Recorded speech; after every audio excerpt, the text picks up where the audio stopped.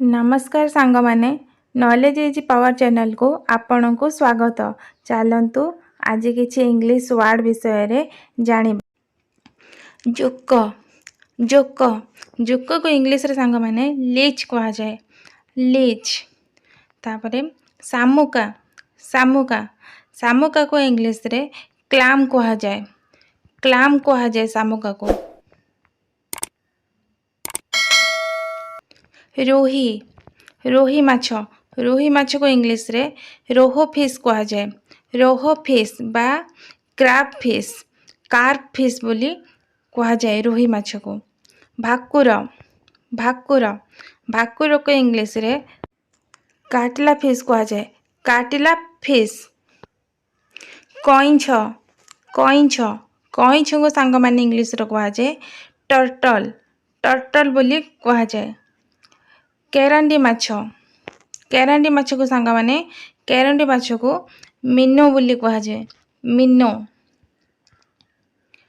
महुराली माछ को इंग्लिश रे सांग माने कहा जाए मुला कार्पलेट। मुले कार्पलेट बोली कहा जाए। बाई कंटिया को इंग्लिश रे सांग माने कहा जाए बाई कंटिया को मिस्टस टेंगेरा बोली कहा जाए। तापरे गड़िसा माछ को कहा जाए गजियान फिश बोली कहा जाए। शेउळ माछ को सांग माने इंग्लिश रे कहा जाए स्नेक हेड मोरेल बोली कहा जाए। पाम्पलेट बा चांदी माछ को इंग्लिश रे सांग माने कहा जाए पम्फ्रेट बोली कहा जाए। चित्तल माछ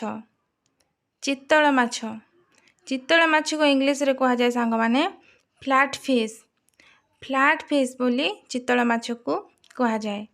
चिंगुड़ी माछ छोट चिंगुड़ी को इंग्लिश रे कहा जाए प्रॉन बोली कहा जाए छोट चिंगुड़ी की। तापरे बड़ चिंगुड़ी को सांग माने इंग्लिश रे कहा जाए बड़ चिंगुड़ी को लॉबस्टर बोली कहा जाए। तिमी माछ को कहा जाए इंग्लिश रे सांग माने व्हेल बोली कहा जाए तिमी माछ को। कुचिया को सांग माने कहा जाए इंग्लिश रे इल बोली कहा जाए। तोरी माछ को कहा जाए सांग माने स्पाइन इल बोली कहा जाए। पहला माछ को इंग्लिश रे कहा जाए सार्डिन फिश बोली कहा जाए।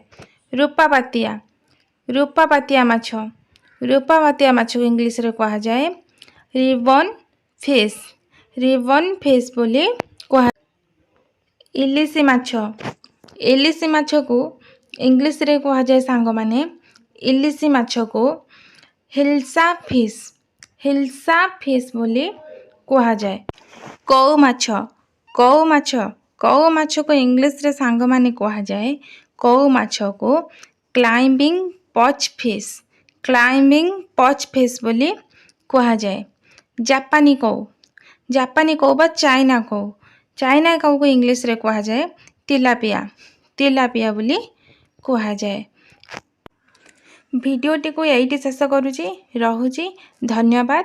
जय जगन्नाथ।